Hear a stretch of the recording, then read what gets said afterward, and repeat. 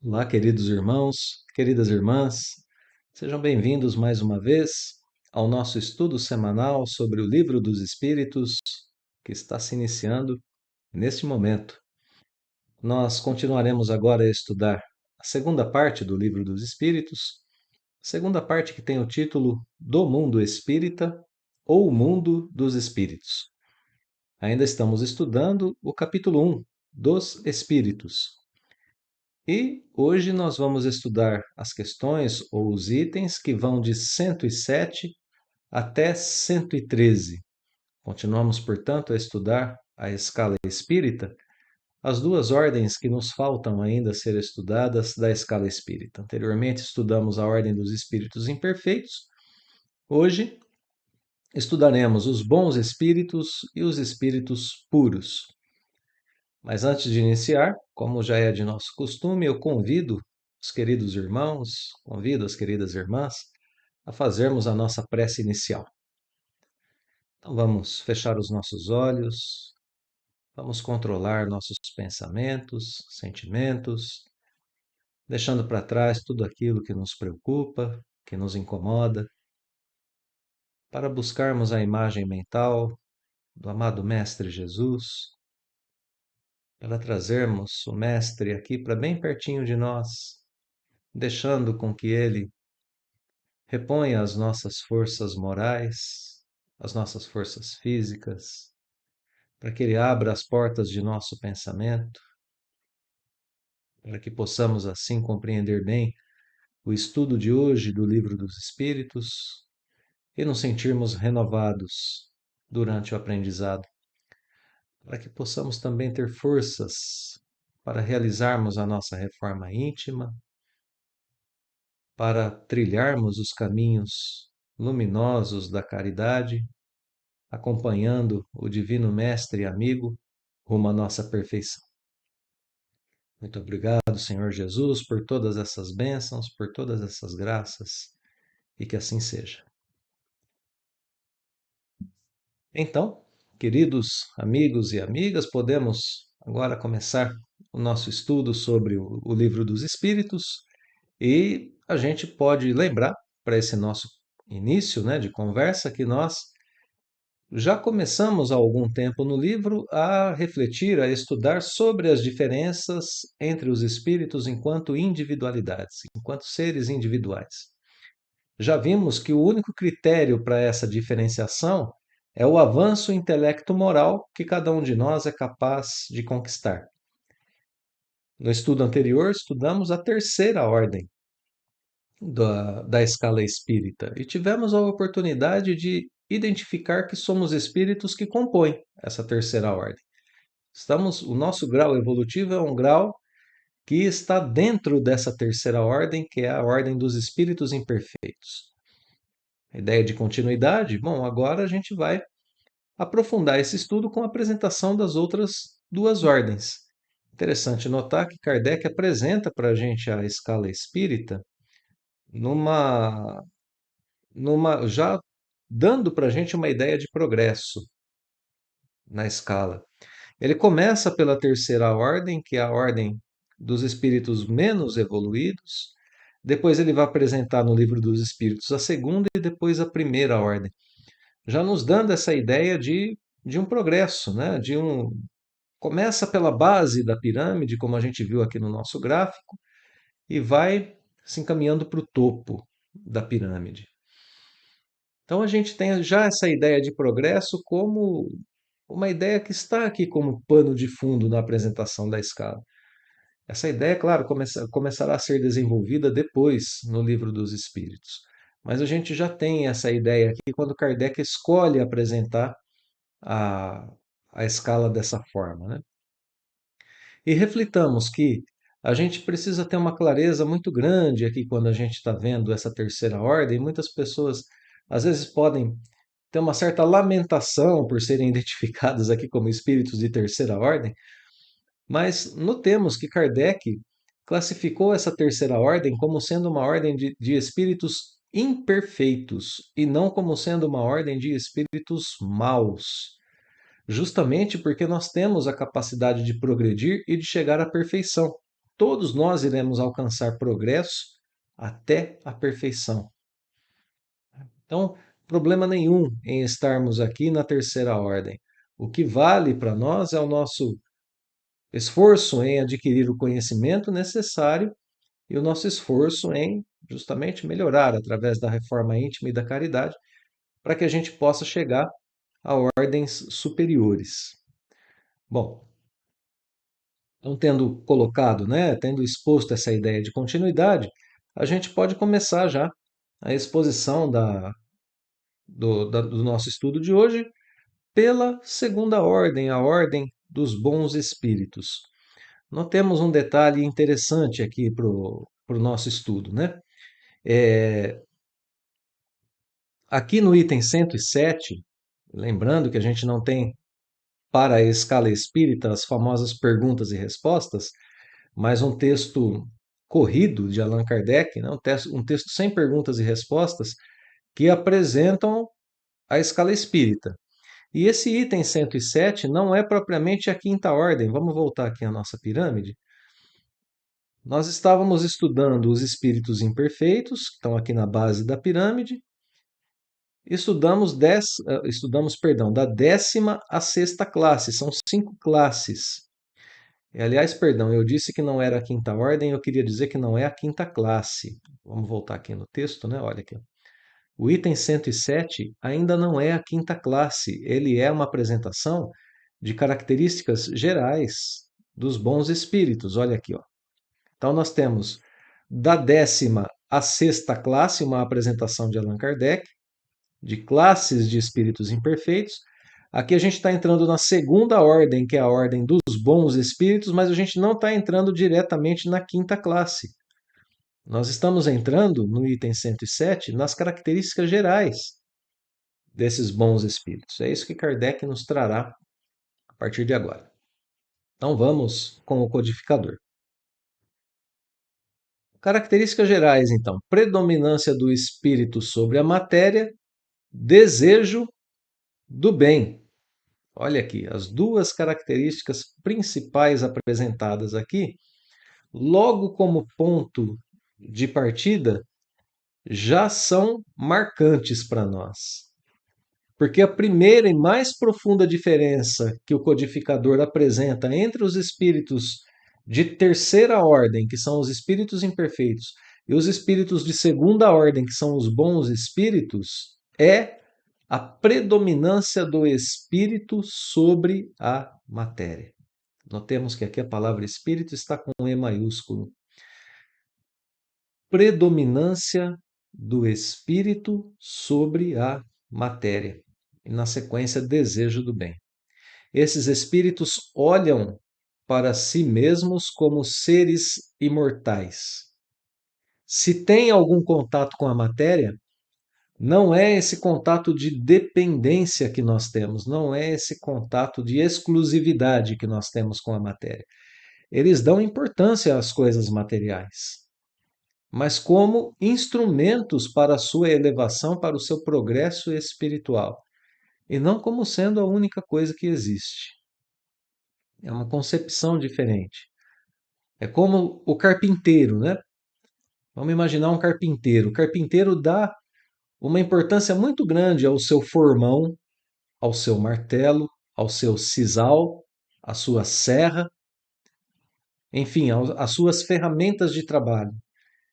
Elas são importantes para ele, mas elas não são a única coisa que existe na vida.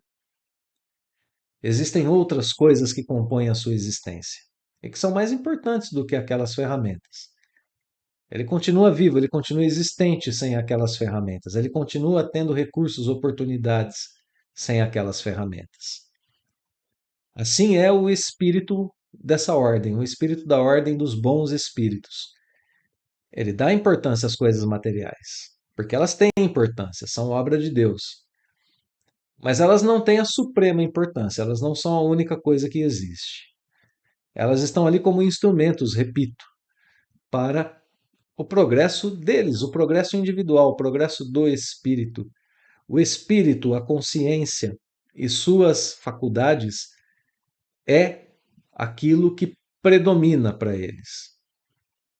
E claro, sendo seres espirituais e tendo essa consciência, o contato com Deus. É isso que predomina na vida desses espíritos. E isso muda tudo, meus amigos. Muda a concepção de vida. A vida é a vida espiritual, não a vida na matéria. Muda a consciência sobre a existência. Eu existo enquanto espírito imortal, não enquanto um ser que vai terminar com a vida do corpo físico. Olha como é diferente a concepção de vida. Os valores mudam, as coisas espirituais, as virtudes passam a ter valor. Mais valor do que as coisas terrenas, do que uma posição social. É preferível ser honesto do que ter poder. É preferível ser caridoso do que ter posição social. É preferível ajudar o meu próximo a perder-me pelos caminhos do egoísmo. É preferível que eu seja uma pessoa simpática, que eu seja uma pessoa fraterna, que eu seja uma pessoa que tem compaixão pelo meu próximo, do que ser uma pessoa orgulhosa, com sucesso, entre aspas, profissional e perdida em seu mundo interior. As coisas mudam de valor e os objetivos, por consequência, também mudam. Os objetivos passam a ser objetivos espirituais. Então vejam como que a predominância do espírito sobre a matéria caracteriza certamente espíritos de ordem mais elevada, né? De um grau mais elevado. Na sequência do texto, o desejo do bem. E aqui a gente tem um complemento ou uma condição de continuarmos a ideia da questão de número 98. Porque para esses espíritos, claro, a sua condição espiritual está acima da matéria e eles têm o desejo do bem. E lá na questão 98, Kardec perguntou se, apesar do desejo, eles tinham condição de praticar o bem. É preciso ter a capacidade de praticar o bem e não apenas o desejo. Então, aqui uma sequência, né, do estudo da questão 98, que nós já estudamos, quando o codificador completa aqui as ideias dizendo que qualidades e poderes, olha só, para o bem estão em relação com o grau de adiantamento que esses espíritos hajam alcançado. Por que dessa frase? Porque nós estamos estudando as características gerais dos bons espíritos e cada um deles estará em uma das ordens que nós estudaremos na sequência, que são essas que estão aqui no grau da pirâmide, né? Que estão aqui, perdão, nessa segunda divisão da pirâmide, olha lá. Alguns são benevolentes, outros sábios, outros de sabedoria e outros superiores. Então existem graus diferentes. Por isso, de acordo com o grau de adiantamento que hajam alcançado, eles têm mais qualidades e mais poderes para fazer o bem. Uns têm ciência, outros sabedoria e outros bondade. No entanto, os mais adiantados reúnem o saber às qualidades morais. Então, aqui a exposição, né, de características gerais desses espíritos, dizendo que eles têm poderes e qualidades para fazer o bem de acordo com o seu grau de adiantamento. Ótimo, já entendemos isso. Nos mais adiantados, a união de saber, de conhecimento com qualidades morais. Ok, então aqui uma apresentação geral das qualidades desses espíritos e agora, ainda dentro desse primeiro parágrafo, como reconhecê-los? Como reconhecê-los? Eles não estão ainda completamente desmaterializados. Eles são espíritos que precisam ainda de algum tipo de progresso. Eles conservam traços da existência corporal. Que traços são esses? Alguns hábitos, algumas manias que são ali identificadas na sua linguagem.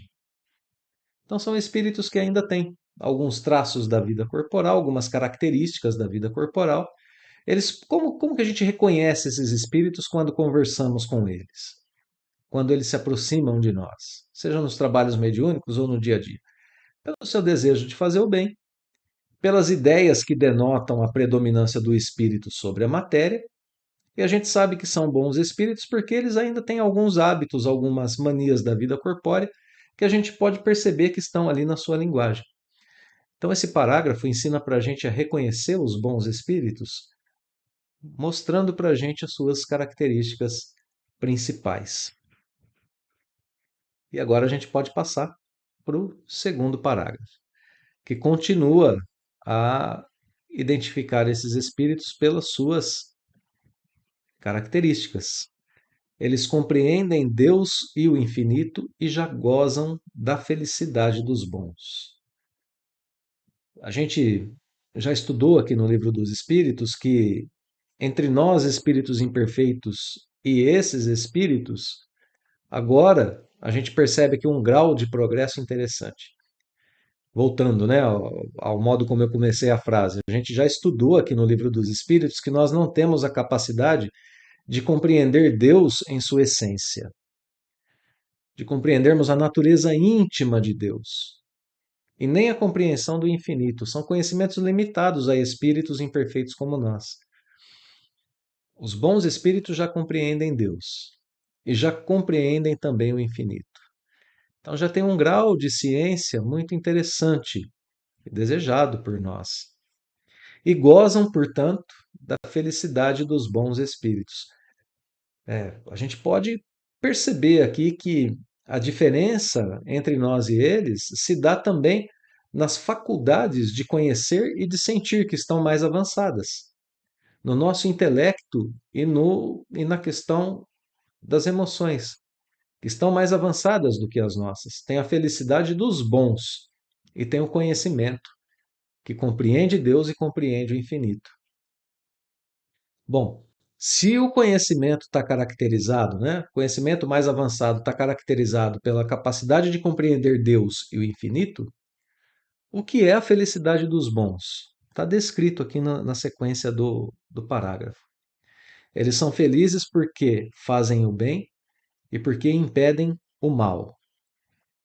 Isso aqui em relação às suas atitudes. Agora, em relação ao seu sentimento, notemos, né, que a gente tem aqui conhecimento, o intelecto, as atitudes e agora a gente tem o sentimento. O amor que lhes une é fonte de inefável ventura. E eu adoro essa frase aqui no livro dos Espíritos. O amor para eles é fonte de inefável ventura. Só para a gente fazer uma comparação entre eles e nós, nós aqui no planeta Terra, nós temos apresentado a palavra amor de uma forma que a torna um tanto quanto vulgar. A gente usa essa palavra de modo a esvaziá-la de seu sentido mais puro, de seu sentido mais elevado. O sentido que está ali no Evangelho segundo o Espiritismo, inclusive, salvo engano, no capítulo 11, no item A Lei de Amor, no qual a gente pode ler que o amor é o sentimento por excelência.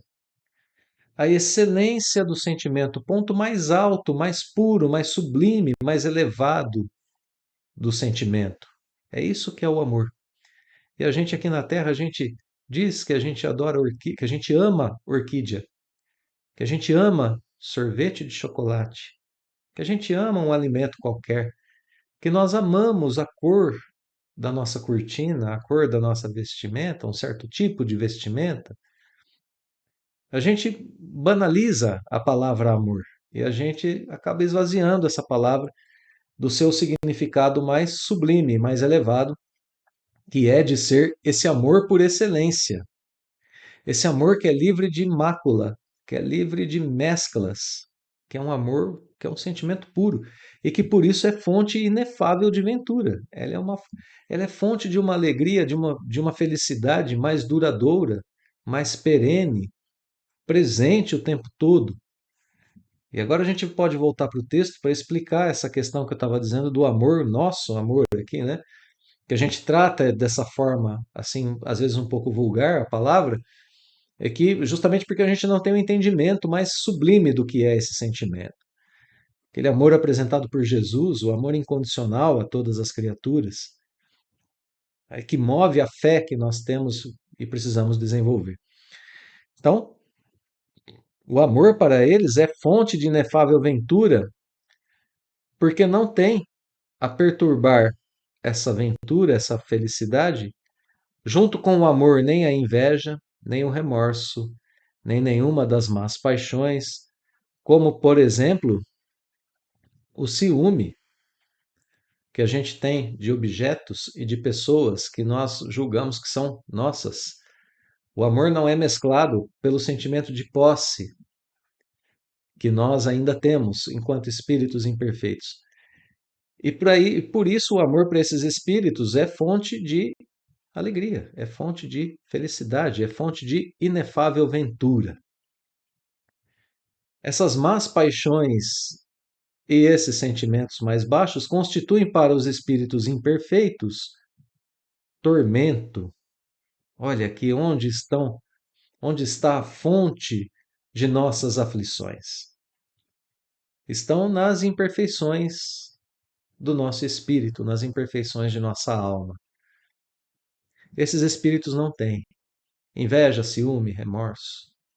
Eles não passam por isso, porque têm uma visão diferente da vida, porque compreendem Deus, compreendem o infinito, porque fazem o bem e impedem o mal, e porque amam de forma profunda, com o sentimento por excelência. Aqui as diferenças, né, entre nós e eles. Não vivem esses tormentos que nós vivemos. Todos, entretanto, ainda têm que passar por provas. Ainda são espíritos que não têm o grau máximo de perfeição, por isso ainda necessitam das provas. E notemos que aqui eles necessitam das provas e não das expiações. Provas e expiações é a denominação do nosso planeta Terra. Na classificação dos planetas, o nosso planeta é um planeta de provas e expiações, à frente dos mundos primitivos e atrás dos mundos regeneradores. Aprendemos com a doutrina que estamos no limiar, né? Estamos chegando no limite do nosso planeta de provas e expiações e vamos passar para um mundo regenerador em breve. Então, estamos num momento de cruzar a linha de demarcação entre um mundo e outro. E para isso é importante a gente pensar que o planeta progride porque os seres que estão nele progridem, porque nós, espíritos, progredimos. E nós ainda passamos por provas e expiações. E só para a gente não deixar assim no ar, as provas são esses momentos em que a gente precisa colocar realmente um conhecimento à prova, como se estivéssemos respondendo a questões de um vestibular ou de um questionário dentro da escola que afere o nível de nossos conhecimentos. A vida é assim.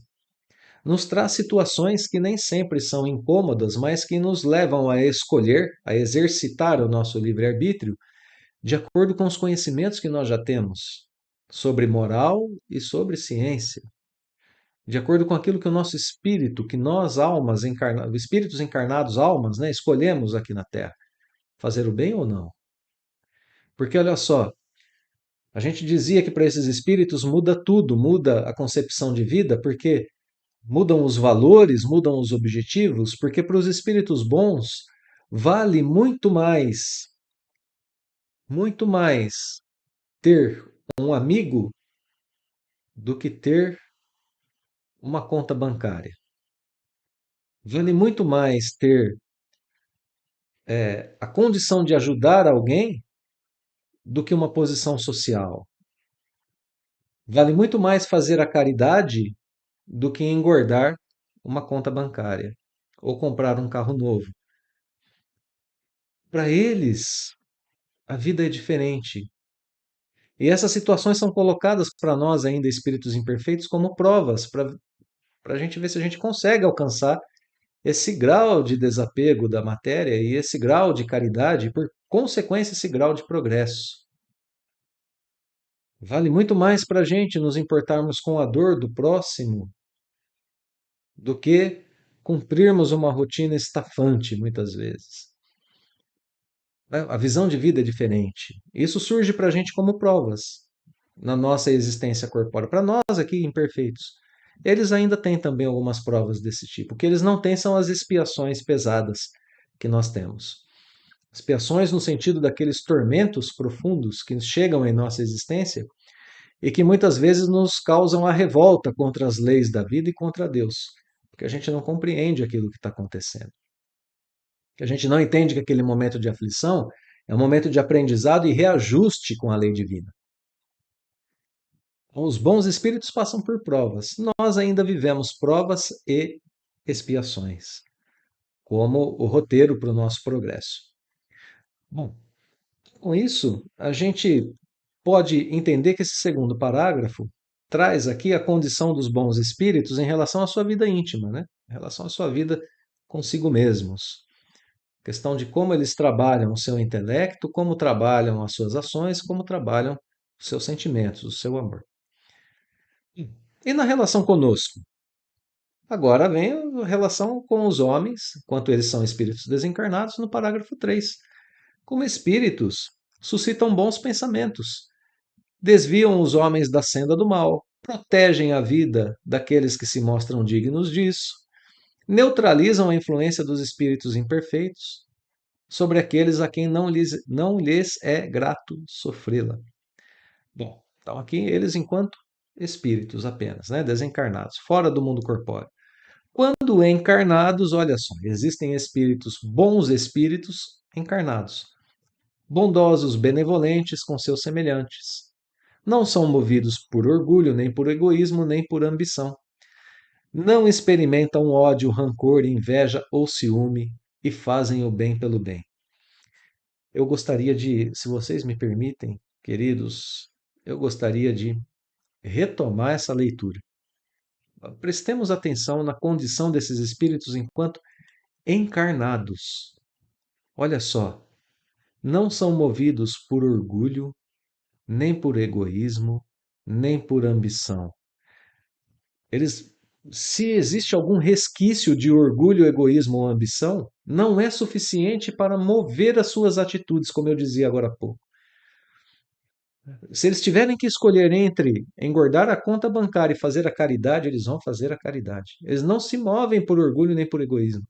Se eles tiverem que escolher entre uma posição social melhor, serem reconhecidos, né, terem sucesso nas redes sociais, se eles tiverem que escolher entre isso e fazer o bem, eles vão fazer o bem.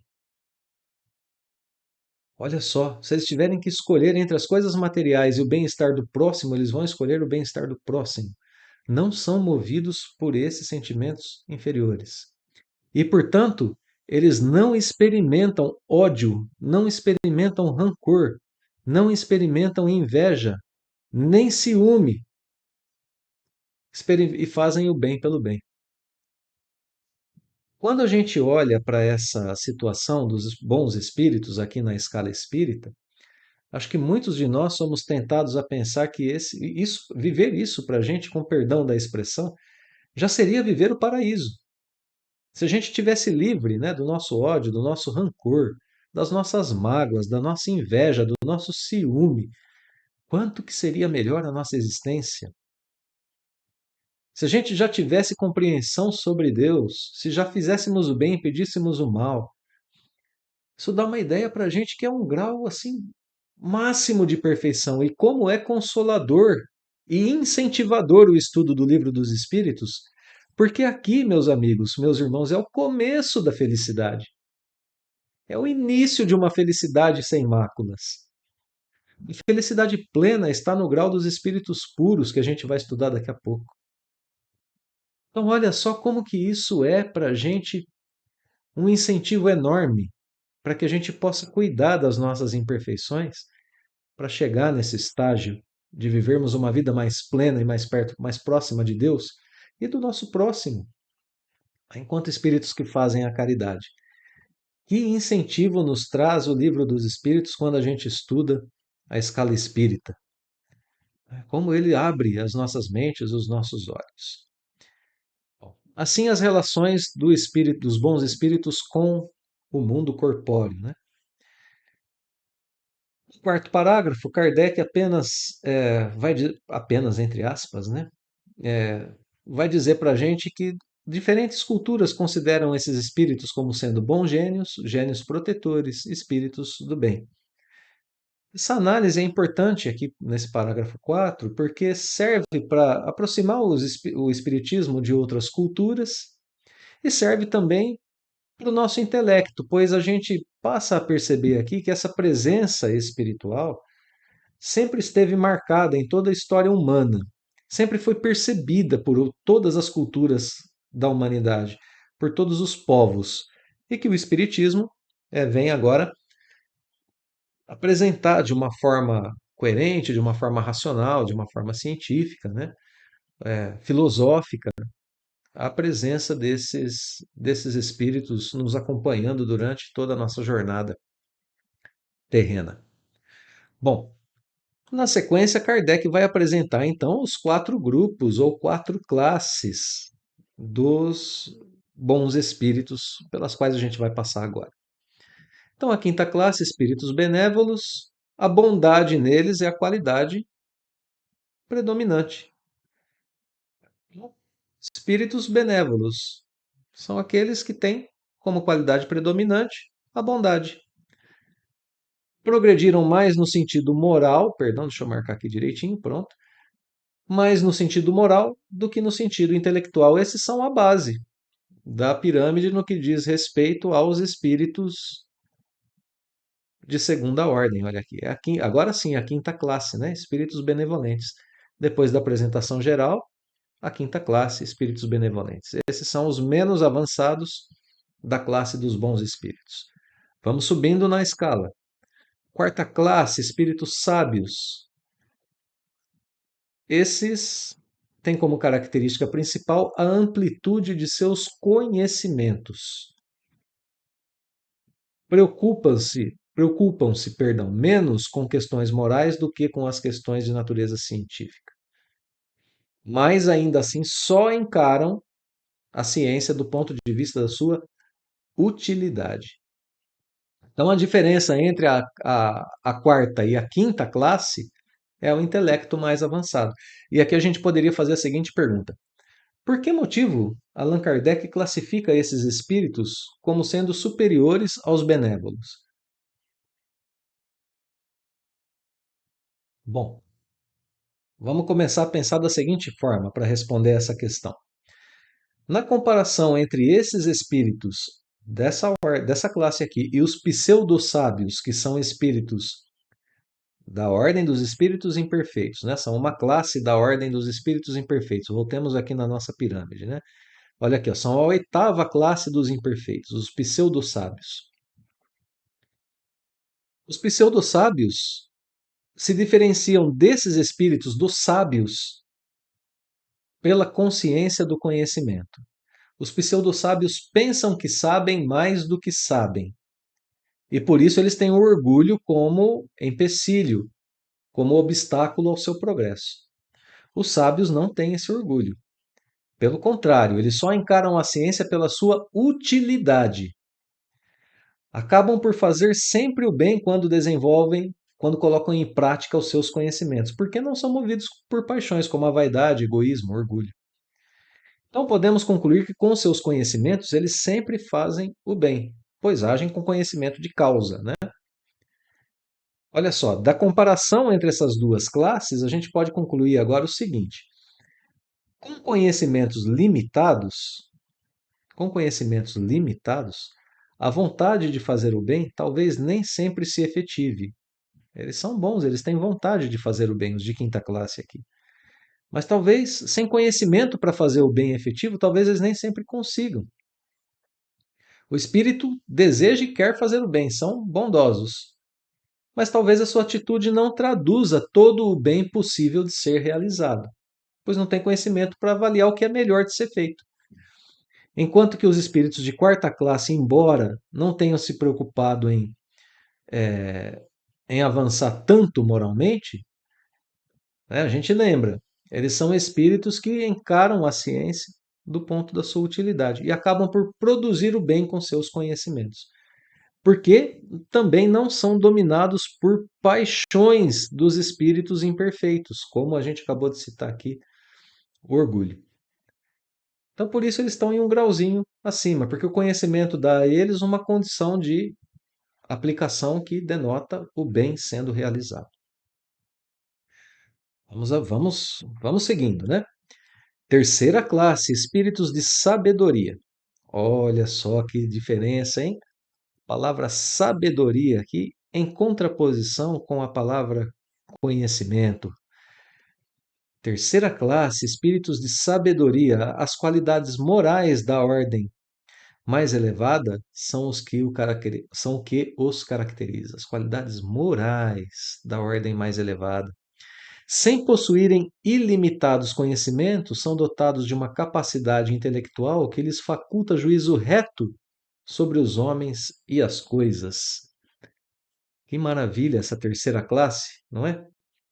A descrição dessa ordem de espíritos parece confirmar nossa suposição anterior.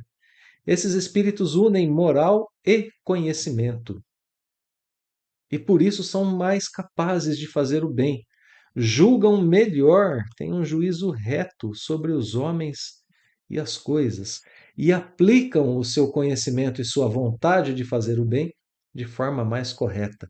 Essa é a diferença entre sabedoria e conhecimento. O conhecimento sem paixões gera o bem porque produz coisas úteis. Agora, a sabedoria é a união do conhecimento com a moral. É a união das duas ordens anteriores. São espíritos que conquistaram tanto na área da moral quanto na área do conhecimento. São espíritos de sabedoria. Não só conhecimento, sabedoria. Esses têm ao mesmo tempo discernimento do bem conquistado pelo conhecimento e o impulso moral movendo-os à realização correta daquilo do bem que precisa ser feito. Então, esses espíritos aqui, repito, unem as outras duas classes anteriores. É quando os benévolos encontrarão o conhecimento em si, é quando os sábios encontrarão a benevolência em si, e aí se tornam espíritos de sabedoria, que sabem usar o conhecimento que têm e que usam em favor do bem, muito bem compreendido, muito bem direcionado. Ainda tem classe superior a essa, né? Dentro dos espíritos, dentro da ordem dos bons espíritos. Segunda classe, espíritos superiores.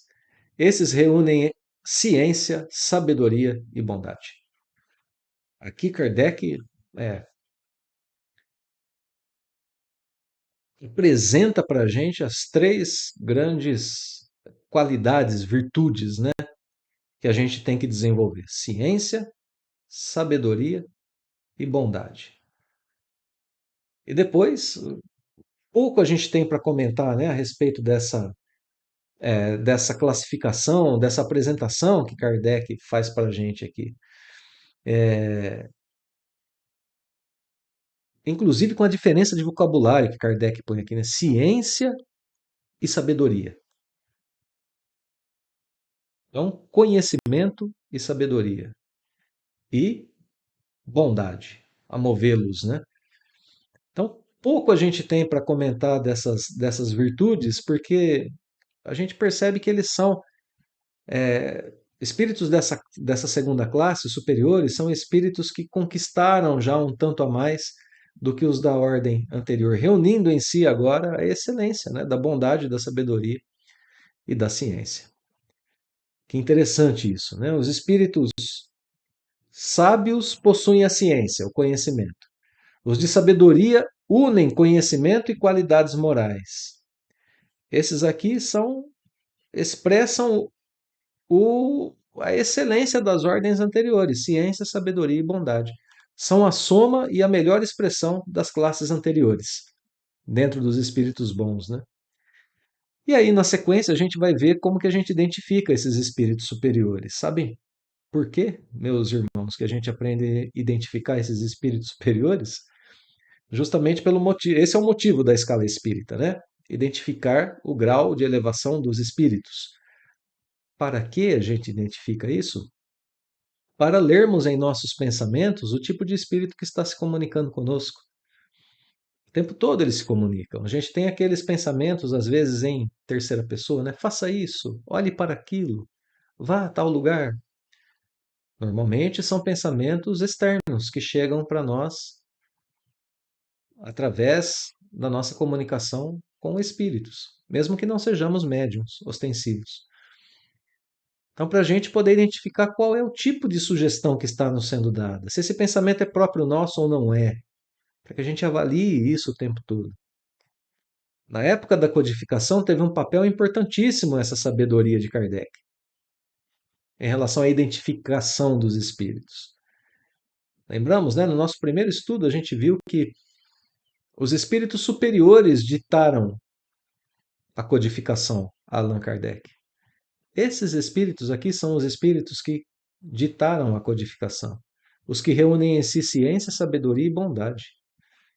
Não são quaisquer espíritos. São esses que ditaram a codificação. Como Kardec poderia identificá-los? Como Kardec sabia que eram espíritos superiores e não outros, ditando os princípios que formariam o livro dos espíritos e a codificação espírita? Através desse exercício de colocá-los em graus de elevação dentro da escala, o que gera depois, mais tarde, né, o controle universal do ensino dos espíritos.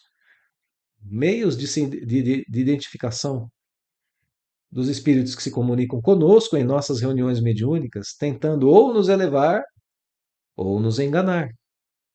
É por isso que a gente estuda a escala espírita. A gente estuda a escala espírita para saber o que a gente precisa desenvolver em nós para nos tornarmos espíritos superiores. Então, olha lá, como é que a gente identifica esses espíritos? Através da linguagem que empregam e que exala sempre benevolência. É uma linguagem digna, elevada, sublime. Através da linguagem a gente identifica esses espíritos. Sua superioridade os torna mais aptos do que os outros a nos darem noções exatas sobre as coisas do mundo incorpóreo, dentro dos limites do que nos é possível conhecer, dentro do que é possível saber. Senão, não seriam espíritos superiores. Se respondem a tudo, eles são espíritos levianos, como a gente já viu no Livro dos Espíritos. Respondem a tudo sem se incomodar com a verdade. Seriam levianos, não superiores. Espíritos superiores ensinam dentro daquilo que pode ser aprendido pelos seus discípulos. Bom, com quem eles se comunicam? Com aqueles que os procuram de boa fé, que procuram a verdade, com aqueles que têm alma desprendida das coisas terrenas para compreender as coisas espirituais. Afastam-se daqueles que são somente curiosos ou que estão regidos pela influência da matéria. Olha só, se a gente quer ter comunicação com esse tipo de espírito, a gente já tem aqui também a receita para isso, né? Como a gente se comunica com eles. Quando por exceção encarnam na Terra é para cumprir missão.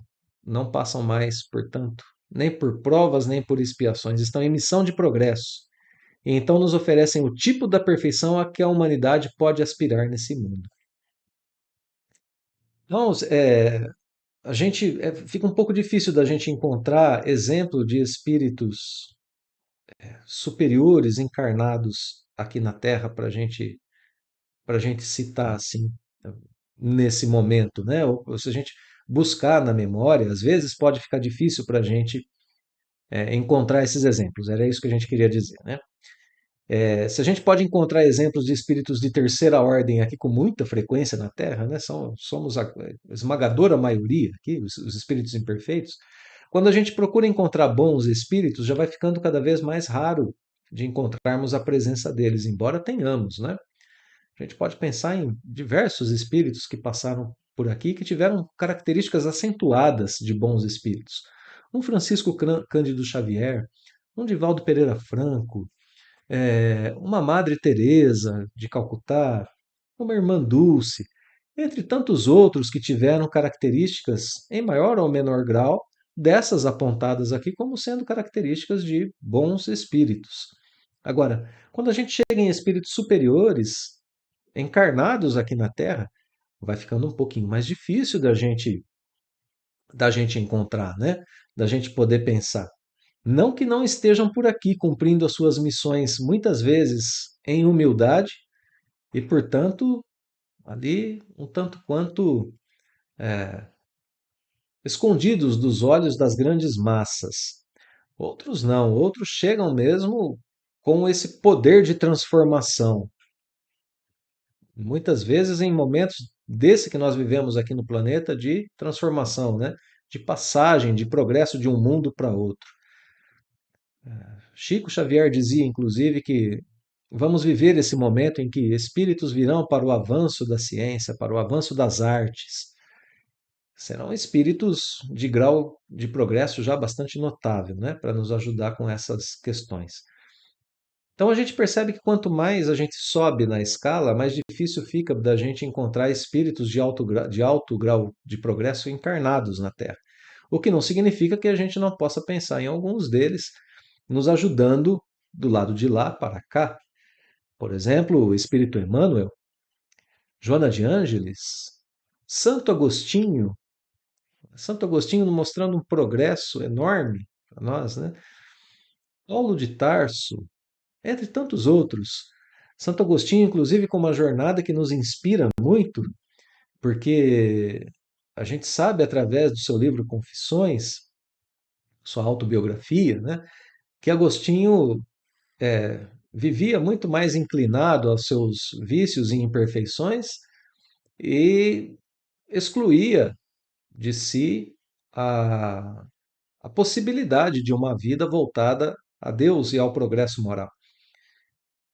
E por tanta insistência e orações de sua mãe e as próprias circunstâncias da vida de Agostinho, ele chega em um momento em que ele se cansa, né, de todas essas coisas que a matéria pode oferecer, ele se cansa dessa vida, sente o vazio existencial das coisas puramente materiais e começa a se voltar às coisas espirituais. Até um dia em que no jardim da sua casa ele ouve o cântico de uma criança que dizia a ele: "Toma e lê". E Agostinho, nesse momento, julgando já ser mesmo um sinal divino,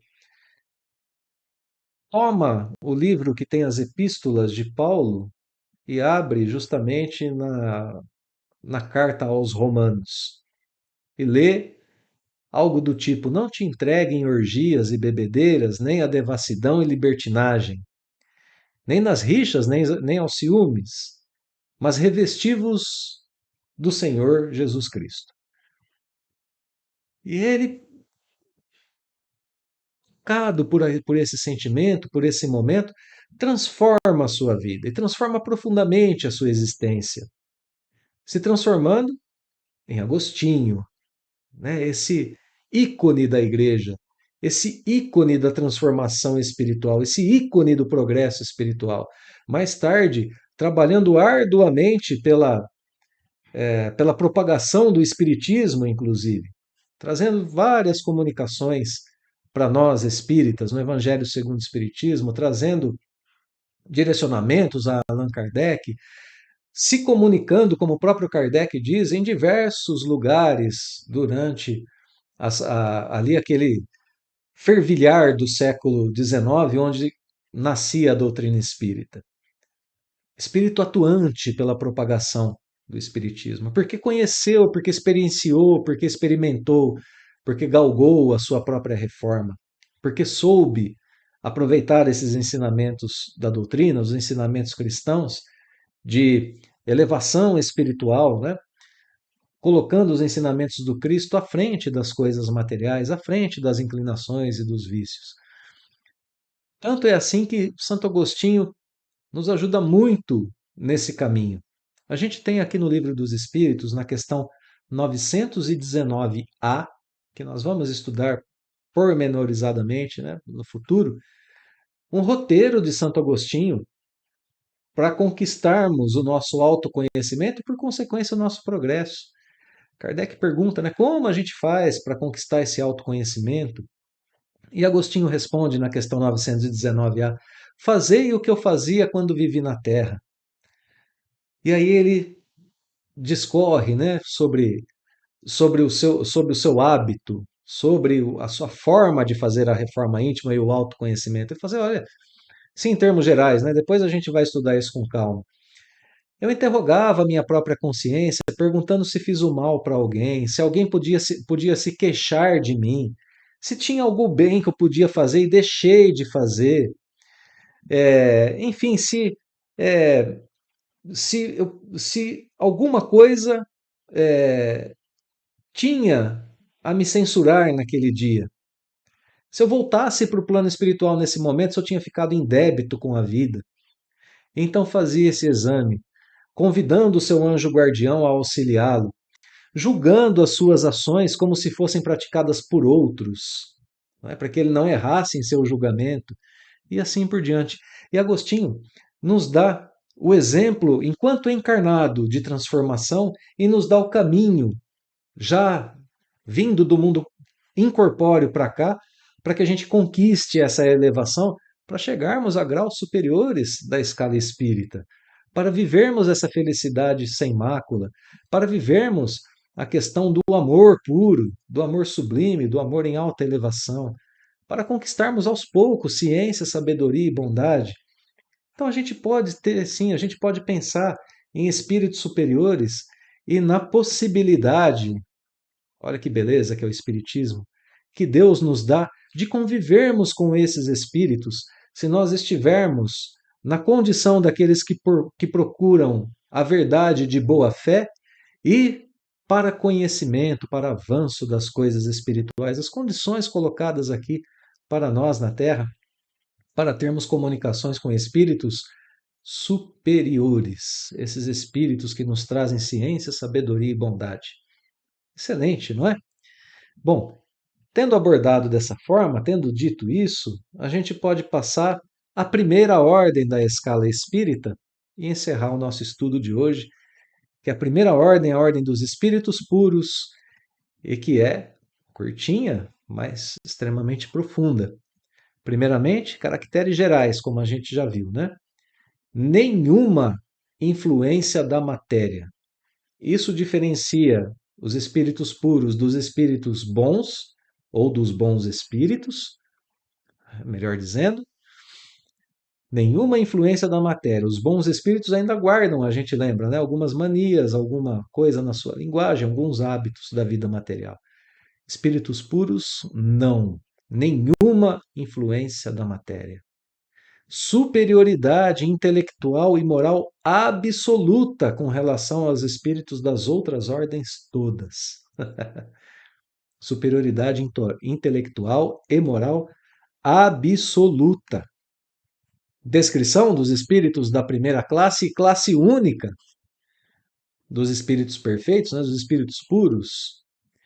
Percorreram todos os graus da escala e se despojaram de todas as impurezas da matéria, tendo alcançado a soma de perfeição que é suscetível à criatura. Não precisam mais sofrer provas, muito menos expiações, né? Não estão mais sujeitos à reencarnação em corpos perecíveis, realizam a vida eterna no seio de Deus.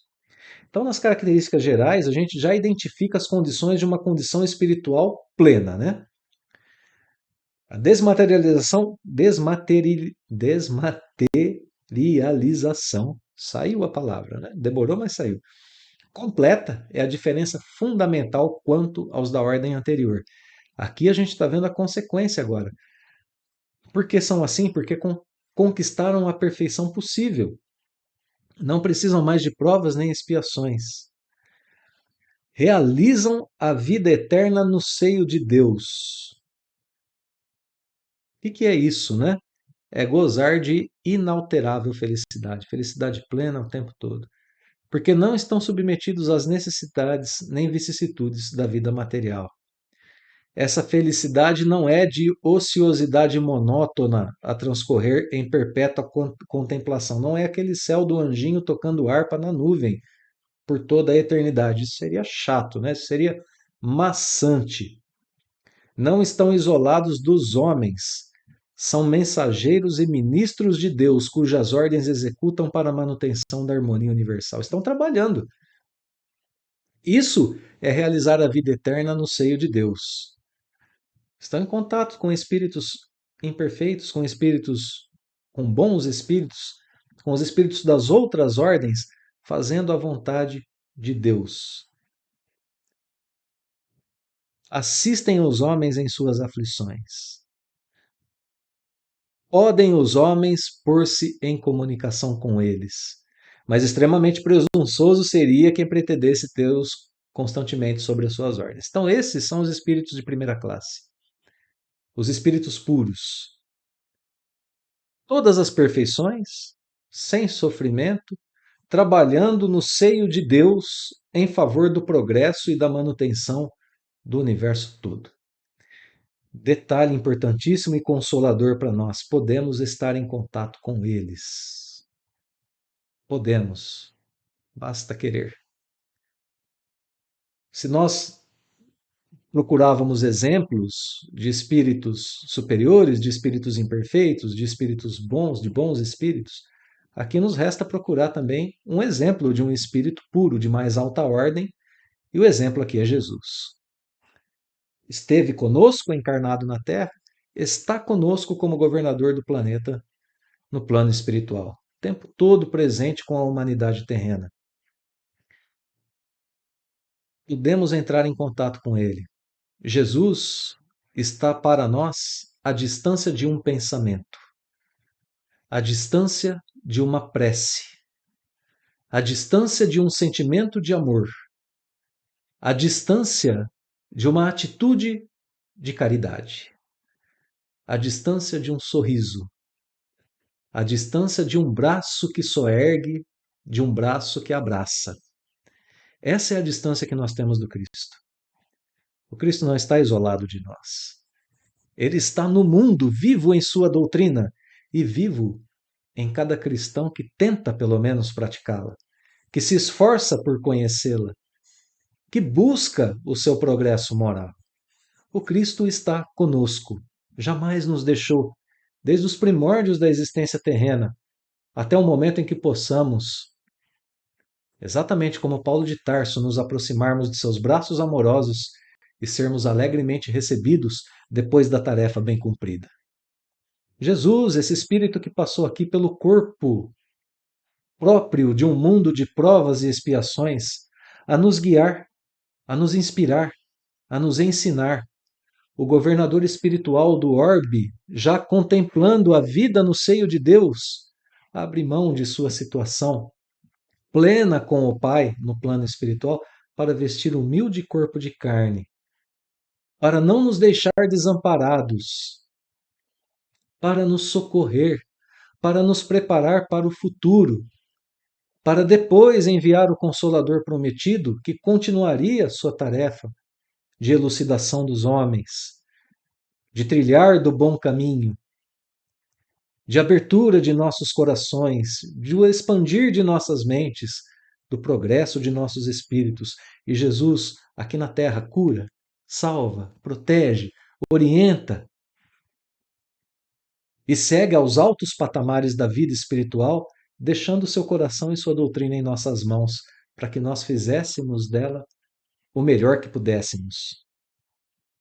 Jesus é, portanto, nosso abrigo, nosso mestre e nosso objetivo, exemplo único aqui na Terra de espírito puro.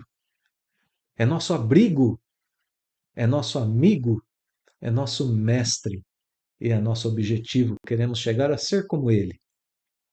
Ainda incompreendido é o mestre, apesar de muito admirado. Para nós espíritas, exemplo de perfeição moral e muito mais do que palavras possam traduzir. É necessário conhecê-lo, é necessário ser seu amigo, é necessário senti-lo e é necessário segui-lo. Como diz Divaldo Pereira Franco, quem se aproxima do Cristo e o conhece, se transforma, e se transforma para melhor. Nunca mais é o mesmo. Esse é o poder de um espírito puro em nossas vidas. A nos traduzir todos os dias a sua missão de humildade, de caridade, de elevação espiritual. Bom, eu quero encerrar o nosso estudo de hoje com o Espírito Emmanuel, né, que nós ousadamente identificamos aqui como um espírito superior. Espírito Emmanuel, falando um pouquinho sobre Jesus, que nós certamente temos como espírito puro. O texto de Emmanuel está no livro Pão Nosso e tem o título Jesus para o Homem. Encerramos o nosso estudo de hoje com o exemplo do amado Mestre, sendo para nós abrigo, amigo, mestre e objetivo. Emmanuel. Jesus para o homem. E achado em forma como homem, humilhou-se a si mesmo, sendo obediente até a morte e morte de cruz. Versículo de Paulo aos Filipenses. Comentário de Emmanuel. O Mestre desceu para servir, do esplendor à escuridão, da alvorada eterna à noite plena, das estrelas à manjedoura, do infinito à limitação, da glória à carpintaria, da grandeza à abnegação, da divindade dos anjos à miséria dos homens, da companhia dos gênios sublimes à convivência dos pecadores, de governador do mundo a servo de todos, de credor magnânimo a escravo, de benfeitor a perseguido, de salvador a desamparado, de emissário do amor a vítima do ódio, de redentor dos séculos a prisioneiro das sombras, de celeste pastor a ovelha oprimida, de poderoso trono a cruz do martírio, do Verbo santificante ao angustiado silêncio, de advogado das criaturas a réu sem defesa, dos braços dos amigos ao contato de ladrões, de doador da vida eterna a sentenciado no vale da morte. Humilhou-se e apagou-se para que o homem se eleve e brilhe para sempre. Ó Senhor, que não fizeste por nós, a fim de aprendermos o caminho da gloriosa ressurreição no reino? Emmanuel. Jesus, tudo por nós. Devolvamos nós tudo pelo Cristo, tudo para o Cristo. Queridos irmãos, irmãs, muito obrigado pela companhia em mais esse estudo. Que nós possamos refletir muito sobre a escala espírita, sobre os ensinamentos de Kardec, sobre a presença de Jesus, Espírito puro, em nossas vidas. Que ela seja constante. Nos vemos na próxima semana com a sequência do estudo. Abraços fraternos e até lá.